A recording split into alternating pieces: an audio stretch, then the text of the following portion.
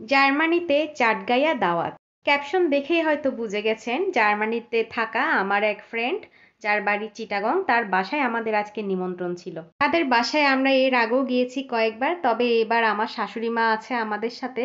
তিনি আর কিছুদিন পরেই দেশে চলে যাবে, আর সেই কারণেই আমার ফ্রেন্ড আমার শাশুড়ি মাকেই বিশেষভাবে নিমন্ত্রণ করেছে। ফ্রেন্ডের একটা বক্স আমার কাছে ছিল, আর আমি মিষ্টি বানিয়ে সেই বক্সে করে তার জন্য নিয়ে গেছি। তার কপাল এতটাই খারাপ, তার জন্য মিষ্টি বানাতে গিয়েও আমার মিষ্টি পারফেক্ট হয়নি, সব মিষ্টি ফেটে গেছে। আমি যে ইচ্ছে করে এরকম ফাটা মিষ্টি বানিয়েছি তা কিন্তু না।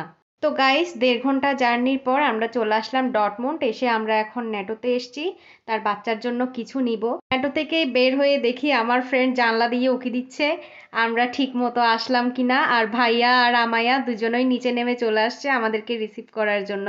তো এই জিনিসটা দেখে আসলে খুব ভালো লেগেছে, মনে হচ্ছিল যেন আমার পরিবারের একজন আমার জন্য পথ চেয়ে বসে আছে। আমায়া কিন্তু আমি আর আমার হাজবেন্ড দুজনকেই চিনে, কিন্তু আমার শাশুড়ি মাকে সে এই প্রথমবার দেখেছে, তাই তার কোলে যাবে কি যাবে না এই নিয়ে সে বড় চিন্তায় ছিল। আমার শাশুড়ি মা খুব একটা জার্নিতে অভ্যস্ত না, তবে জার্মানিতে আসার পর এই যে ঘন্টার পর ঘন্টা ট্রেনে বাসে করে আমরা এক জায়গা থেকে আরেক জায়গায় যাই, আমরা কিন্তু আমার শাশুড়ি মাকে নিয়ে অনেক বেশি টেনশনে থাকি যদি হঠাৎ করে অসুস্থ হয়ে যায়। কিন্তু ঠাকুরের কৃপায় তা হয় না, আমরা খুব সুন্দরভাবে ঘোরাঘুরি করতে পারি। মায়ের কাছে যেহেতু আমার শাশুড়ি মার চেহারাটা আজকে প্রথমবার, তো সেই জন্য সে আমার শাশুড়ির কাছে থাকতে চাচ্ছিল না। এই যে দেখতে পাচ্ছেন আমার শাশুড়ি মা তাকে বারবার ডাকছে, সে কিন্তু বারবার বলছে নো নো, সে যাবে না।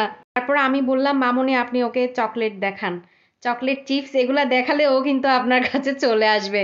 তো যেই কথা সেই কাজ, আমার শাশুড়ি যখন তাকে চিপস দেওয়ার জন্য ডাকছে, চকলেট দেওয়ার জন্য ডাকছে, তখন কিন্তু সে খুব সুন্দর করে আমার শাশুড়ি মার কোলে চলে এসছে। ছোটবেলায় আমিও কারো কাছে যেতে চাইতাম না, বিশেষ করে যখন অপরিচিত কেউ আমাকে ডাকতো তখন আমি একদমই যেতে চাইতাম না। কিন্তু কেউ যদি আবার চকলেট এনে চিপস এনে আমাকে দিয়ে বলতো না এটা কিন্তু আমি শুধুমাত্র তোমার জন্যই এনেছি, তখন কিন্তু আমি তাদের কাছে চলে যেতাম, তাদের সাথে খেলতাম, অনেক রকমের দুষ্টামি করতাম। আমায়াকে দেখে হঠাৎ করে আমার ছোটবেলার কথা খুব মনে পড়ে গেল। তারপর তো দেখতেই পাচ্ছেন আমায়া খুব খুশি মনে চকলেটটা খেলো। এই চকলেটটা তার বেশ পছন্দ হয়েছে, এটা আমার হাজবেন্ড পছন্দ করে এনেছে তার জন্য। আর এই যে দেখতে পাচ্ছেন আমায়ার আম্মু অন্যদিকে টেবিল সাজিয়ে রেখেছে, এগুলা সব নাস্তার আইটেম ছিল।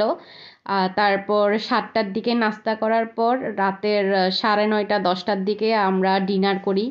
ডিনারের জন্য প্রচুর আইটেম, তাদের বাসায় নিমন্ত্রণ মানে এখানে 10-12টা আইটেম তো থাকবেই। তারপর খাওয়া দাওয়া শেষ করার পর আমরা যখন চলে আসার জন্য রেডি, তখন আমায়া কিন্তু বুঝে যায় যে আমরা এখন চলে যাব আর সে আমাদের সাথে যাবে না। তখন কিন্তু সে বেশ কান্নাকাটি করে, আর এই জিনিসটা আমি একদম নিতে পারি না, আমার কিন্তু বেশ খারাপ লাগে। তো যাই হোক, এরপর তারা তিনজন নিচে নেমে আমাদেরকে স্টেশন পর্যন্ত দিয়ে যায়। তো আজকের ভিডিও এতটুকুই। আমার ভিডিওটি ভালো লাগলে সবাই অবশ্যই একটি লাইক করে দিবেন, আর পরের ভিডিও আসা পর্যন্ত সবাই অনেক সুস্থ থাকবেন। বাই।